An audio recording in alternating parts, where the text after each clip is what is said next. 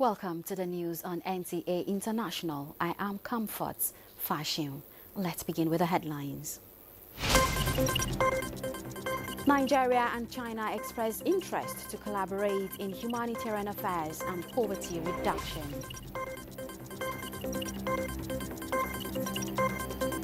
President Donald Trump is set to sign an executive order to rename Department of Defense as Department of War.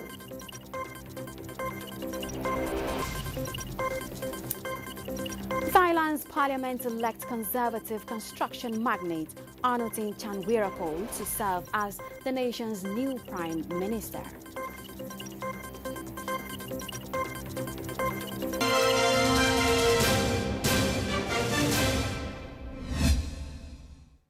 At the heart of charity is a global solidarity in action. It brings together people, building stronger, fairer societies through giving, volunteerism, and collective efforts.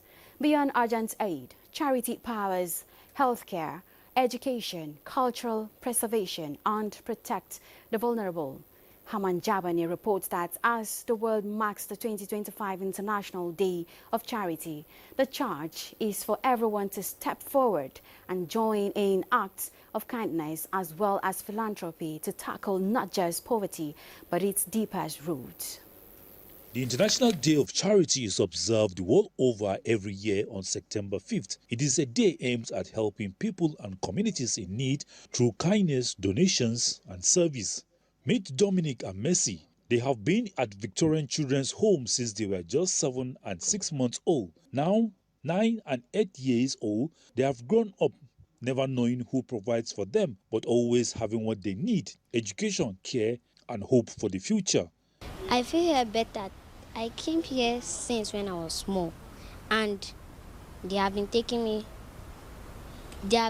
good care of me. So I like how I stay here. We write notes, we take our snacks, and after we go home, and we used to write plenty notes. And I like to go to school. I like to go to school because to learn education and to be what we want to be in future. This day is about raising awareness, inspiring charitable actions, and uniting communities everywhere to fight hunger and poverty, bring education and welfare to those left behind, which is a reminder that even the smallest act of kindness can change a life. Your neighbor should be the first person to benefit from your charity. Before we talk of government, we don't have to wait for government. You see, your neighbor's children are not going to school. How much is their school fees? Can you afford it? Yes. If you cannot afford it, you just tell them, okay, I can give you a fraction of the school fees, and giving continues. So life would have been easier, would have been simpler if we apply love and charity every day. Meaning that the golden rule of do unto others which others do unto you, if it's applicable to everyone, and if you apply it when you're acting, when you're working, in your workplace, at home, in your school, in your church, in your mosque, wherever you find yourself, you share a little bit of kindness to someone, is something that cannot be measured in terms of money.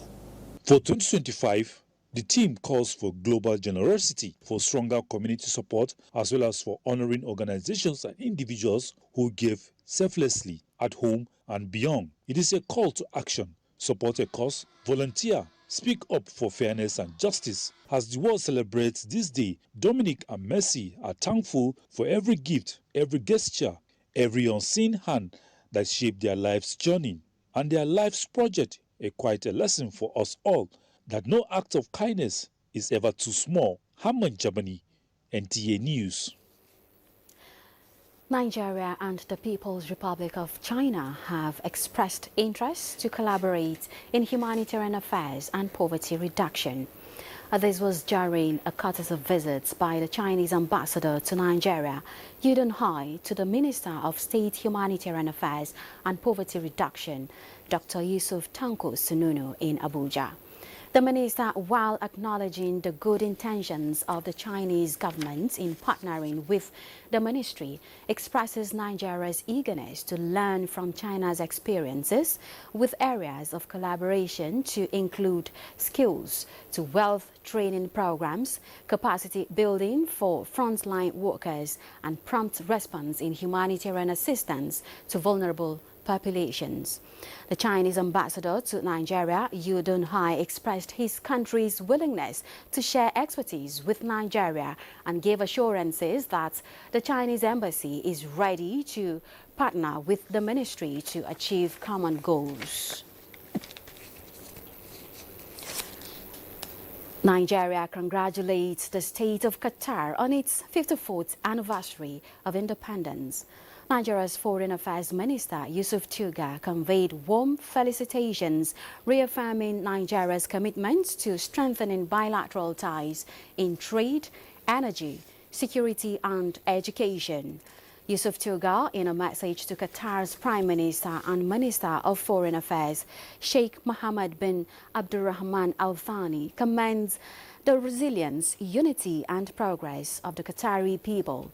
He also recognizes the two nations' collaboration within the United Nations, the Organization of Islamic Cooperation, OIC, and other global platforms aimed at promoting peace, development, and security. Nigeria therefore reaffirms its readiness to deepen bilateral ties and explore new areas of partnership for mutual benefit, while wishing Qatar continued peace, prosperity and national advancement. Chairman, Nigerians in Diaspora Commission, NIDCOM, Abike Dabiri Eriwa, has officially inaugurated the pioneering Cross River State Diaspora Commission, CRIDCOM office. Governor Otu at the inauguration said NIDCOM's trailblazing efforts in fostering stronger connections between Nigeria and its diaspora has successfully helped shift negative perceptions about Nigerians abroad and has inspired the swift establishment of the Cross River State Diaspora Commission office. NIDCOM boss Abike Dabiri Eriwa commended Cross River for becoming the first state in Nigeria to establish a dedicated state-level diaspora commission building, calling it a remarkable and historic achievement. The achievement of the CRIDCOM office was at the instance of a two-day walk-in visit of the chairman NIDCOM to Cross River State.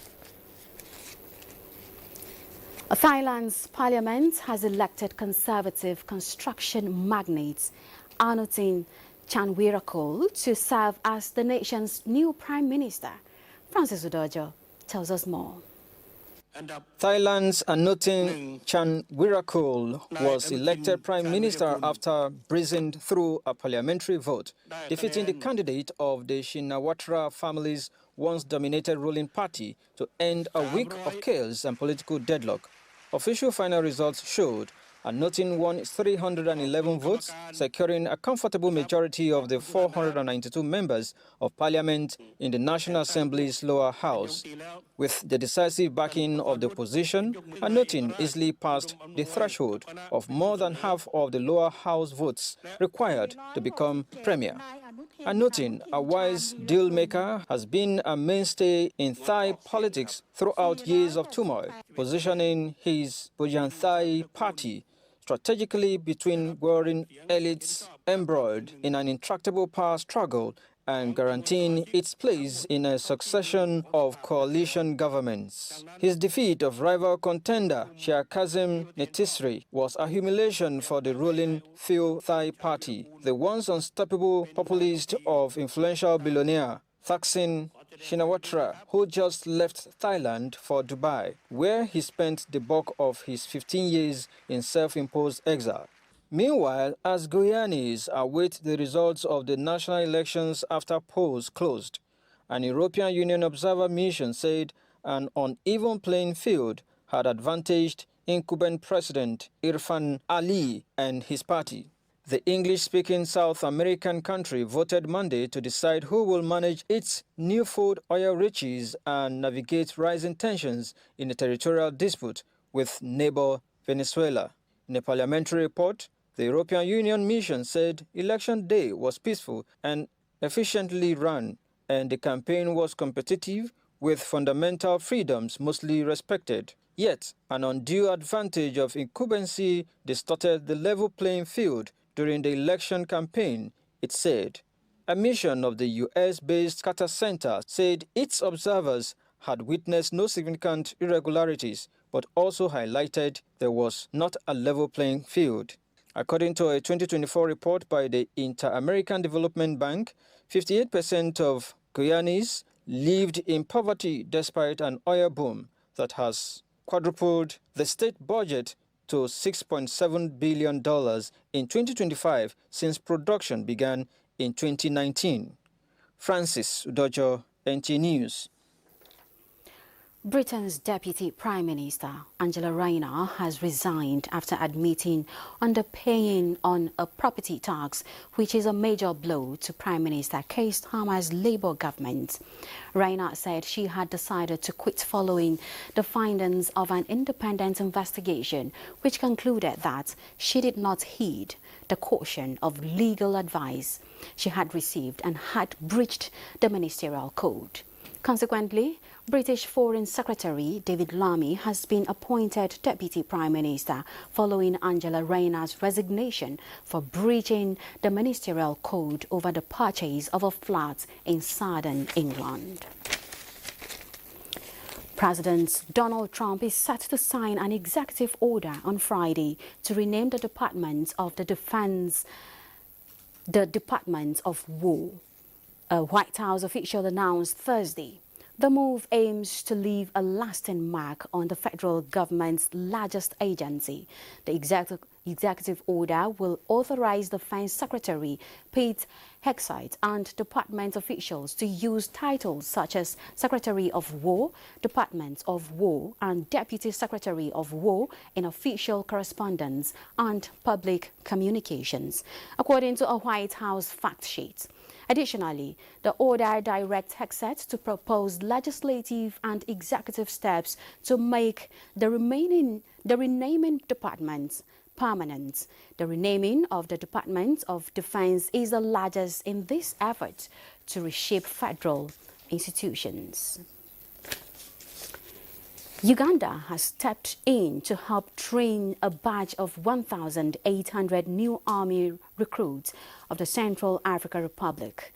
Francis Udojo reports that the Central African Republic is trying to rebuild its armed forces after years of instability and collapse. Viva! Viva! For 6 months, the young soldiers will be skilled in intelligence gathering and in combating rebel threats. Uganda and Central African Republic have a bilateral military agreement signed in October 2024. The recruits are drawn from all 7 regions of the country. The government aims to avoid these sectarian divisions and ideological lapses that plagued previous national armies, while Uganda has decades of experience in counter-rebellion operations. Previously, it has trained South Sudanese and Somali forces. After multiple successive political and security crises weakened the Central African Army, FACA's General Staff aims to rebuild its forces through Uganda and its military academy in Kampala, while still relying heavily on Russian support. This marks a diversification of partnerships, as in recent years Russia has been one of the few actors providing training to soldiers of the Central African Republic. Francis Udojo, NT News. Let's take a break. We'll be back shortly with more news. In a bid to promote transparency and accountability, the Pension Transitional Arrangements Directorate, PTAD, has signed a Memorandum of Understanding with the Independent Corrupt Practices and Other Related Offences Commission, ICPC, in combating corruption in the administration of the Defined Benefits Pension Scheme.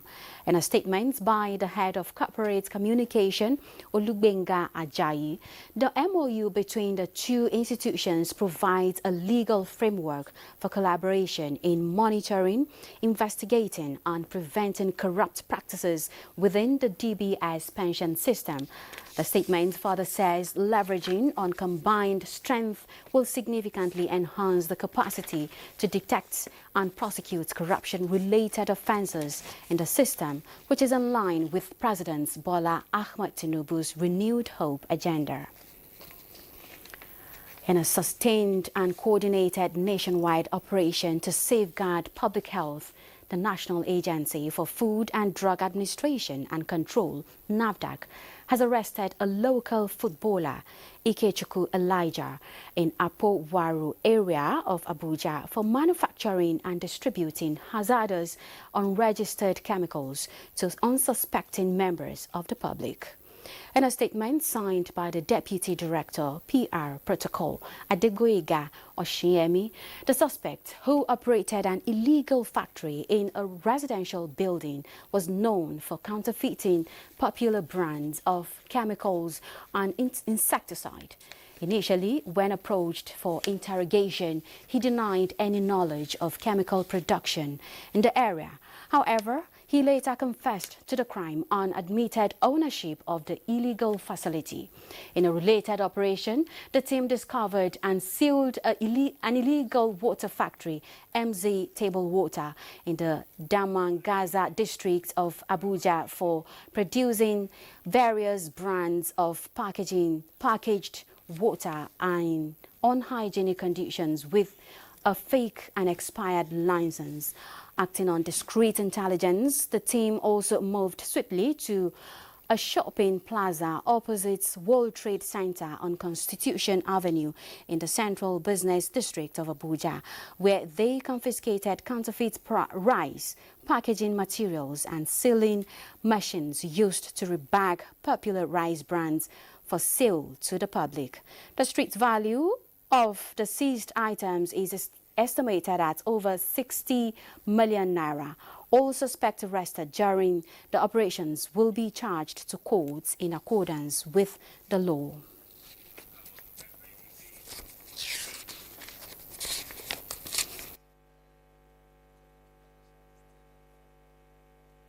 Nigeria's First Lady Oluremi Tinubu has called on Muslims to sustain their prayers for peace, prosperity and progress of the nation. She made the call in a message where she extended warm greetings to Islamic faithfuls across the country on the occasion of this year's Eid al-Mawlud. She says the celebration commemorating the birth of the Holy Prophet Muhammad, peace be unto him, is a time to reflect on his exemplary life of humility, compassion, forgiveness and devotion to Allah, and a reminder for them to embody these values in their daily lives, showing love, kindness and unity to one another. The speaker at this year's Maulud Nabir celebration in Ilorin, the Kwara State capital, have appealed to all tiers of government in Nigeria to intensify efforts towards addressing the rising cases of banditry, kidnapping, cultism and violent crimes in the society. Abdul Wahid Bibiri reports that the colorful celebration was attended by notable Islamic scholars and various Islamic missionary groups. Muslim faithful at the open field of the Kwara State Stadium Complex Ilorin, venue of the celebration, Chairman Kwara State Muslim Council, retired Justice Soliu Olontoyin Mohammed, emphasized that there is every cause to celebrate the birth of Prophet Muhammad despite various challenges confronting the nation. This celebration, according to the retired Grand Cadi of Kwara State Sharia Court of Appeal, should not be regarded as a merrymaking occasion, rather a sober moment to reflect on the sterling virtues of Prophet Muhammad. We want to remind everybody about the life and time of Prophet Muhammad. The reason is that we can emulate him. The keynote speaker, who is also the Grand Cadi of Sharia Court of Appeal, Kwara State, Justice Abdul Latif Kamaldeen, submitted that the rising inflation and high cost of living are weighing heavily on the average Nigerian household. In a separate lectures, the National Missioner of Ansarul Islam Society of Nigeria, Sheikh Abdul Mumin Anafi Ayara, and an Islamic scholar, Dr. Abdul Kadir Sambeki, urged government to nip in the bud rising cases of jungle justice and abuse of social media to avert their damaging effects on the society. Symbolic march pasts by various Islamic missionary groups climaxed the 1447 AH Maulidi Nabi celebration in Ilorin. Abdul Wahid Bibire, NTA News. President of the Senate, Godswill Akpabio, has congratulated the Muslim faithfuls as they celebrate the birth of Prophet Muhammad. In a congratulatory message, Akpabio admonished Muslims in the country to emulate Prophet Muhammad's life of peace, love, and service to humanity, and prayed that the auspicious occasion brings peace, joy, and blessings to our great nation and the world at large. Akpabio prayed that this celebration ushers in a new era of peace, prosperity, and progress for our nation, and that Allah blesses us all with wisdom, guidance, and protection. Similarly, the Deputy President of the Senate, Barrow Jibrin, has urged fellow Muslims to use the occasion of Maulud to reflect on the virtues of Prophet Muhammad, peace be upon him. He urged the Muslim community and all Nigerians to pray for peace, stability, and prosperity, stressing the importance of unity in overcoming the nation's challenges. In the same vein, Speaker Tajuddin Abbas congratulates Muslims as they celebrate Eid al-Maulud, which marks the birth of Prophet Muhammad. Speaker Abbas urged the faithful to live by the example of the Holy Prophet, exemplified by holiness, forgiveness, forthrighteousness, discipline, and service to Allah and humanity. As Nigeria moves to integrate a national artificial intelligence policy to drive transformative growth, innovation, and economic expansion, conversations around ensuring protection for human rights and democracy are gaining momentum. In that direction, Saban Media Communication has held its Media Services Colloquium, laying focus on AI policy in Nigeria. Deborah Balak-Bugbo has the details. In a world driven by growing power of technology, Nigeria's AI policy aims to safeguard human rights, foster innovation, and ensure accountability. Founder and Chief Executive of Shaban Media Services says the program is geared towards bridging communication gaps and regulating the quantum of false information in the AI media space. We're not saying that AI is negative in total, but we're saying that it should be used according to lay down principles and guidelines that we don't harm the country at the end of the day, and we don't, in fact, lose control of the country to faceless people who are out there in the cyberspace. No doubt there are lots of fears around artificial intelligence. Speakers at the event highlighted some key areas to be considered for Nigerians' AI policy to include algorithmic accountability, data protection, transparency, and explainability, as well as non-discrimination, fairness, and capacity building, among others. It's important for us to note that Nigeria has set another important and ambitious target of being listed among the top 50 artificial intelligence ready and active user countries within the globe. So this shows Nigeria's commitment to being global leaders in artificial intelligence and also being front runners in the AI space within the African continent. The AI regime is not a subject matter where you provide an omnibus clause and then for 50 years you expect the AI technology to be growing. There must be a regular review, and there must also be international cooperation, collaboration, because this is not a subject matter that any particular nation alone can handle. So you need international cooperation, collaboration. Shaban Media Services believes that insights from the colloquium will provide a general overview of AI policy in Nigeria and its potential implications for the country's development. In Abuja, Deborah Balagbobo, NTA News.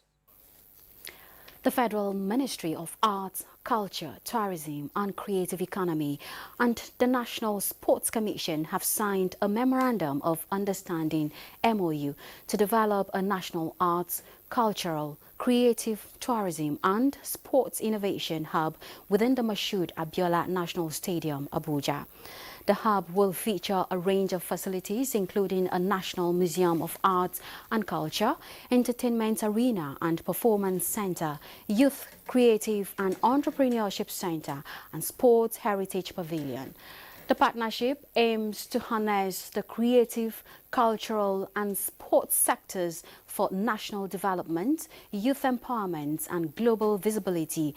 The project will operate as a public-private partnership (PPP) and expected to drive economic growth, creativity and innovation.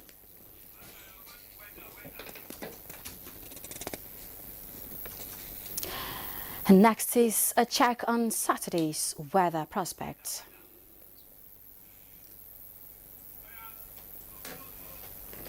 All right, that is where we end the news. Thank you for joining us. I am Comfort Fashion and my sign language interpreter is Hannah Olainka.